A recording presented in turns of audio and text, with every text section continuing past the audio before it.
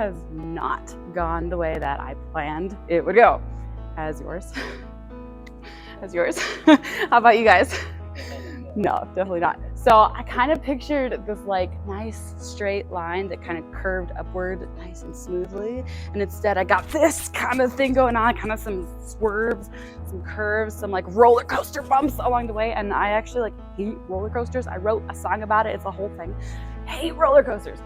But I got a lot of this going along the whole way. But what I've learned in that process is that you actually have to have a lot of the darkness in your life in order to see the sunshine. You kind of need that contrast in order to see the good parts. So what's happened for me in my life, I actually got married really young. I met and married my husband at 18 years old, met and married him in 7 weeks in the first semester of college, which that was the part I wanted. I really loved it. What I didn't expect to happen was that in our first few years of marriage, he became disabled. He actually has something called familial episodic ataxia. It became my 30-year-old husband couldn't walk without a cane, and it became he couldn't work because he was constantly collapsing to the ground. And so that was one of those big dips on our roller coaster that was really unexpected. But another thing that was really difficult for us to deal with, all three of our kids are on the autism spectrum. Our oldest and our youngest are high functioning, and let me just tell you that that does not mean that they are easy. They definitely have their struggles, but then our child in the middle, Joshua, he actually just turned 12 last week. He is severely autistic and kind of semi-verbal. He has some very interesting favorite phrases, and he's also type 1 diabetic. So those ups and downs that we have experienced have taught me a lot, and I've had to learn how to cope along the way. And one of the things that I heard that really threw me for a loop when I was trying to hold my family together, because I've kind of been the glue along the way as we've dealt with all these trials, I heard this thing, and that was that we create our own reality. And I was like, wait a minute, nope, I don't accept that.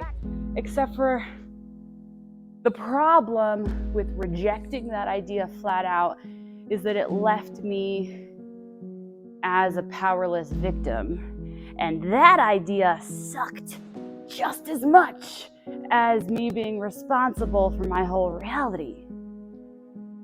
And I was like, crap, now I have this whole cognitive dissonance thing going on. It was either I'm a victim and I'm just stuck here, or I'm in charge.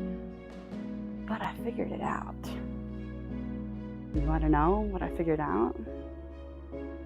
We do have power. We do have power in my life. And let me tell you how. That power is that I get to choose how I perceive my life.